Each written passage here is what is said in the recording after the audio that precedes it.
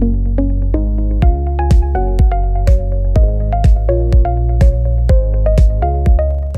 Student, welcome back to my channel Nikunj tutorial. स्वागत करता हूं मैं आपके अपने ऑनलाइन प्लेटफॉर्म पर। हम लोग ने चैप्टर स्टार्ट किया था डेप्रिसिएशन अकाउंटिंग, जो कि हर यूनिवर्सिटीज के एग्जाम के लिए बहुत इंपॉर्टेंट है। ज्यादातर ये जो टॉपिक है फाइनेंशियल अकाउंटिंग या अकाउंटिंग मैनेजर का सबसे इंपॉर्टेंट चैप्टर है। फर्स्ट लेक्चर में, जो कि मैंने यूट्यूब पे ऑलरेडी डाउनलोड कर दिया है, जिसको आप देख सकते हैं डेमो के फॉर्म में, निकुंज ट्यूटोरियल एमबीए अगर आप YouTube पे डालेंगे तो आपको डेप्रिसिएशन अकाउंटिंग का पहला लेक्चर डेमो के फॉर्म में मिलेगा। प्लीज आप चैनल को लाइक करिए, सब्सक्राइब करिए और आगे शेयर करिए। पूरा कोर्स कंप्लीट करने के लिए ऐप पर जाइए, निकुंज ट्यूटोरियल के ऐप को डाउनलोड करें और अपना कंप्लीट सिलेबस आप उस ऐप के थ्रू कंप्लीट कर सकते हैं। आज हम लोग पढ़ते हैं second number question. First question में मैंने आपको स्ट्रेट लाइन मेथड का पहला क्वेश्चन कराया था, जिसमें डेप्रिसिएशन की रेट गिवन नहीं थी। तो मैंने आपको डेप्रिसिएशन का एक फॉर्मूला सिखाया था, cost of asset minus salvage value upon estimated life.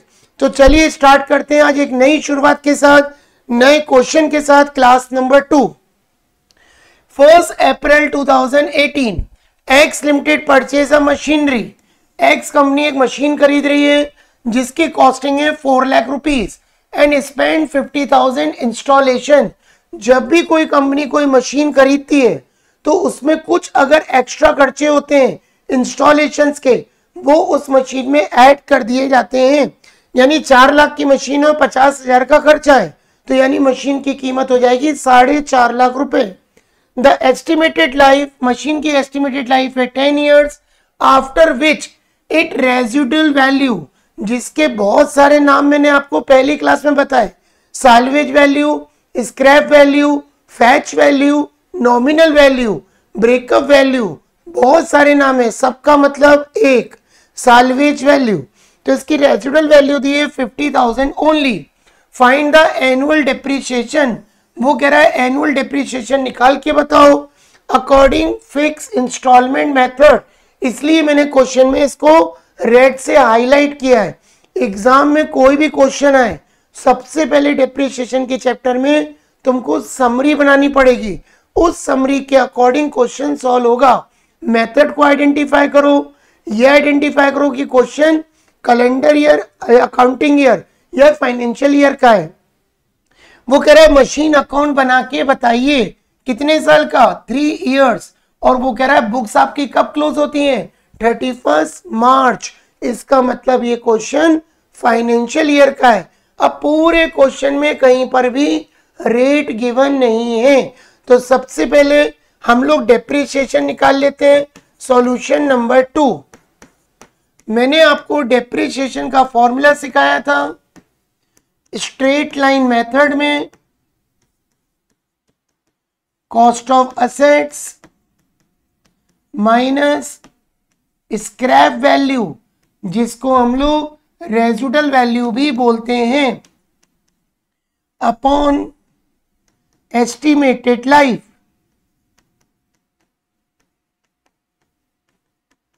अब आप देखो, ये मशीन आप कब खरीद रहे हो, 1 अप्रैल 2018, क्लियर है। और हमारा साल कब एंड होगा, 31 मार्च।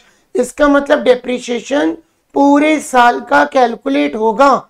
तो यहाँ पे लिखेंगे मशीन की कॉस्ट है 4 लाख प्लस 50, दोनों को ऐड करना है क्योंकि इंस्टॉलेशन का खर्चा है। तो मशीन की कॉस्ट हो गई 4,50,000। रेजिडुअल वैल्यू गिवन है 50,000 और एस्टिमेटेड लाइफ कितने ईयर गिवन है, 10। यहाँ पे लिखेंगे 10। तो 450 में से 50 जाएंगे, 4 लाख रुपीज, और 4 लाख को 10 से डिवाइड करोगे तो डेप्रिसिएशन आएगा 40,000 रुपए। भले आप कैलकुलेशन में कितने भी परफेक्ट हो, हर चीज के लिए कैलकुलेटर यूज करना है। 450 में से 50 गए डिवाइडेड बाय 10, तो हर साल अब डेप्रिसिएशन कितना लगेगा, 40,000 रुपए। तो ये मैंने आपको डेप्रिसिएशन निकालने का फॉर्मूला बताया कि कैसे आपको निकालना है, cost of asset minus scrap value upon estimated life. अब हम बना लेते हैं एक छोटी सी समरी, नेक्स्ट पेज पे छोटी सी समरी बना लेते हैं कि हमने 1 अप्रैल 2018 को, ये समरी बनाना जरूरी नहीं है लेकिन समरी बनाने के बहुत एडवांटेज हैं। अगर आपने पूरे क्वेश्चन की एक समरी बना ली तो बार बार आपको क्वेश्चन को रीड नहीं करना पड़ेगा, ठीक है, इसलिए समरी बनाई जाती है। तो 1 अप्रैल 2018 को कंपनी ने एक मशीन खरीदी जिसका नाम मैं दे देता हूं ए। कितने की खरीदी? 4,50,000 प्लस 50,000 के एक्सपेंसेस किए तो मशीन की कीमत हो गई, अच्छा मशीन खरीदी थी इसने 4 लाख रुपीज में, मशीन खरीदी 4 लाख रुपीज में और 50,000 के एक्सपेंसेस किए, इंस्टॉलेशन एक्सपेंसेस।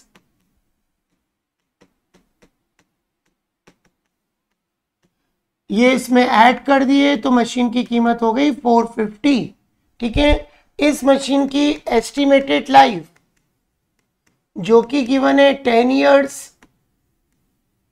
रेजिडुअल वैल्यू हमको गिवन है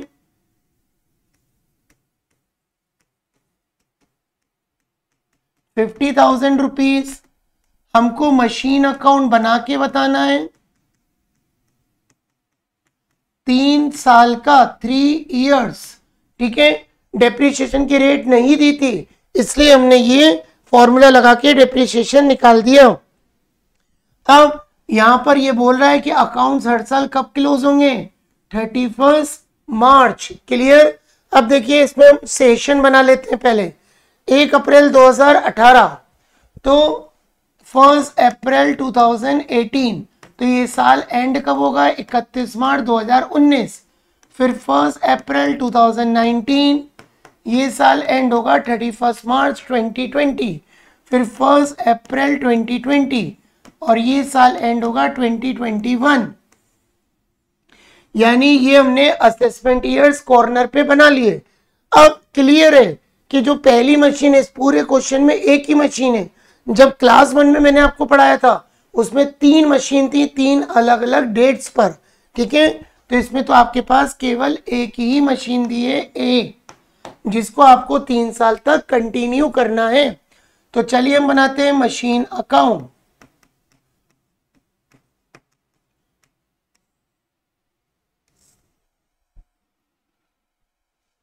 बहुत ध्यान से समझिएगा, बहुत इंपॉर्टेंट चैप्टर है। पहले कॉलम में आएगा डेट, फिर पर्टिकुलर्स, फिर अमाउंट, फिर डेट, फिर पर्टिकुलर्स और फिर अमाउंट। तो मैंने आपको बताया था 3 कॉलम डेबिट के होते हैं और 3 कॉलम क्रेडिट के होते हैं। सबसे पहले हमने एक ही मशीन खरीदी पूरे क्वेश्चन में 1 अप्रैल 2018, जिसकी कीमत 4 लाख थी, 50,000 का खर्चा किया तो मशीन की कीमत कितनी हो गई? 4,50,000। क्या लिखेंगे? 1 अप्रैल 2018 टू बैंक अकाउंट, एक ही मशीन खरीदी है 4,50,000 की। अब डेप्रिसिएशन हमेशा याद रखना, अगर क्वेश्चन फाइनेंशियल ईयर का है तो इन डेट्स पर आपको डेप्रिसिएशन लगाना है, ठीक है। तो हमारा पहला साल एंड होगा 31 मार्च 2019 बाय डेप्रिसिएशन अकाउंट। तो पहले डेप्रिसिएशन कितना निकाला था? 40,000, क्योंकि हम मेथड कौन सी यूज कर रहे हैं? Straight line method. क्या लिखेंगे? 40,000।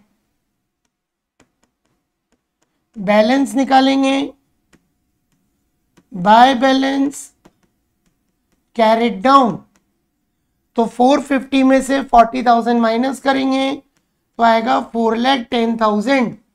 ये हमारा पहला साल कंप्लीट हो गया।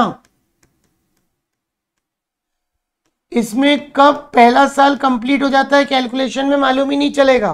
क्लियर है? एग्जाम में एग्जामिनर या तो आपको ईयर वाइज नंबर देगा, सपोज पूरा क्वेश्चन करेक्ट है तो पूरे नंबर, लेकिन अगर किसी ईयर में कोई मिस्टेक हो गई उस मिस्टेक को काट के बाकी के नंबर दे सकता है।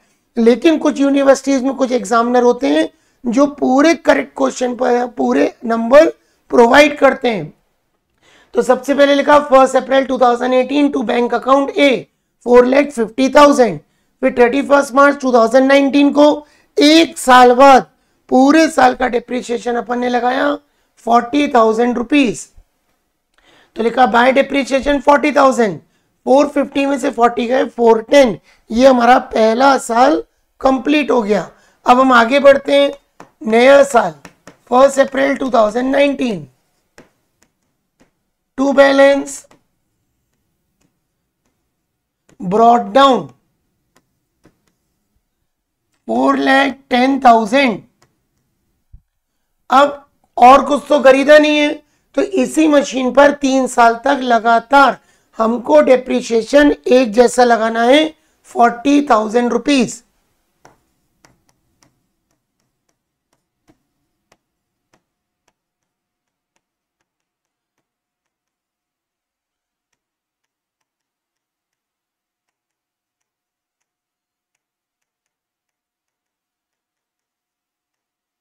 डेप्रिसिएशन लगाया, उसके बाद हमने बैलेंस निकाल दिया।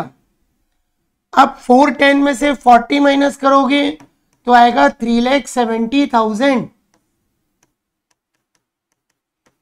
तो ये हमारा बैलेंस हो गया 4,10,000। ये हमने 2 साल का क्वेश्चन कंप्लीट कर दिया कि पहले हमने बैलेंस कैरेट डाउन को जब इधर शिफ्ट करोगे नए साल, याद रखना कैरेट डाउन को शिफ्ट करते समय ये ब्रॉट डाउन हो जाता है। फिर डेप्रिसिएशन लगाया 40,000 रुपीज। तो 4,10,000 में से 40,000 को माइनस किया तो 4,10,000 माइनस 40,000 3,70,000 और फिर इनका टोटल लगा दिया तो सेम आ गया हमारा टोटल 4,10,000 4,10,000।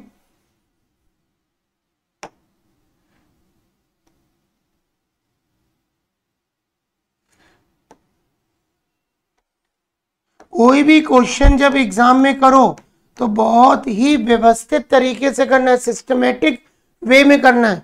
अब हमारा थर्ड ईयर स्टार्ट होगा तो थर्ड ईयर का हम बैलेंस शिफ्ट करते हैं।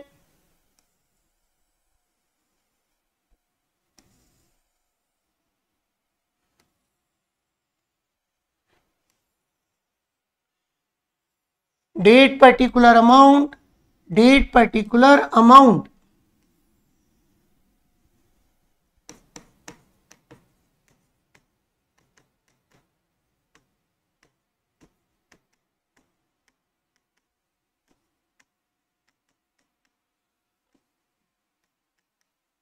तो अब नया साल स्टार्ट करते हैं। क्लोज हुआ 31 मार्च 2020। तो नया साल 1 अप्रैल 2020 टू बैलेंस ब्रॉट डाउन। तो ए का बैलेंस है 3,70,000 रुपए। अब तीसरा साल हम आ गए। 2 साल का तो क्वेश्चन हमने कंप्लीट कर दिया, 18, 19, 19, 20। अब है 2021। तो 31 मार्च 2021 बाय डेप्रिसिएशन अकाउंट। तो हर साल ए मशीन पे डिप्रिसिएशन कितना लग रहा है 40,000 रुपीज। अब बैलेंस निकाल देंगे। By balance carried down. तो 370 में से 40,000 अगर लेस करोगे तो आएगा 3,30,000, 3,30,000। अब इनका लगा दोगे दोनों तरफ का टोटल तो ये हो जाएगा 370। ठीक है। तो पहले साल डिप्रिसिएशन 40,000 लगाया, 450 में से 40 माइनस किया 410, फिर 410 को शिफ्ट किया, फिर डिप्रीशिएशन 40,000 लगाया, 40,000 माइनस किया 3,70,000, फिर 370 को शिफ्ट किया, फिर 40,000 डिप्रीशिएशन लगाया, तो अब आ गया 3,30,000 रुपए। अब इसको शिफ्ट करके आना है 1 अप्रैल 21 टू बैलेंस ब्रॉट डाउन 3,30,000 रुपए। तो हमारा फाइनली ये क्वेश्चन यहां पर कंप्लीट हो गया। एग्जाम में स्टेप वाइज के नंबर मिलते हैं। अगर क्वेश्चन पूरा करेक्ट होगा तो आपको 100% एग्जाम में पूरे नंबर मिलेंगे। ये बात आप ध्यान रखना, ठीक है। तो ये हमने क्वेश्चन नंबर 2 कंप्लीट किया। तो ये था हमारा पहला क्वेश्चन जो मैंने आपको कराया था। ये सेकंड क्वेश्चन था, डेप्रिसिएशन की रेट नहीं दी थी तो हमने डेप्रिसिएशन की रेट लगाकर ये क्वेश्चन को आगे कंटिन्यू करके कंप्लीट किया। ये हमारी क्लास नंबर 2 कंप्लीट हुई। अब हम लोग क्लास नंबर 3 में आपको कुछ क्वेश्चन ऐसे कराने वाले हैं जो कि सेल से रिलेटेड रहेंगे। सेल से रिलेटेड कि हमने कुछ मशीन्स खरीदी और उनके ऊपर डेप्रिसिएशन लगाया, और इस बार आपको क्वेश्चन में परसेंटेज गिवन है 5%। तो परसेंटेज के क्वेश्चन कैसे किए जाते हैं ये मैं आपको बताऊंगा क्लास नंबर 3 में।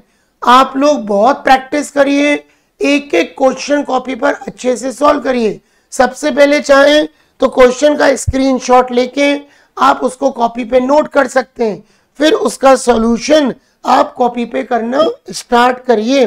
तो मिलते हैं हम लोग कल एक नए क्वेश्चन के साथ, क्वेश्चन नंबर 3। ये 2 क्लासेस, क्लास 1 और क्लास 2, ये दोनों यूट्यूब चैनल पर पोस्ट कर दी गई हैं।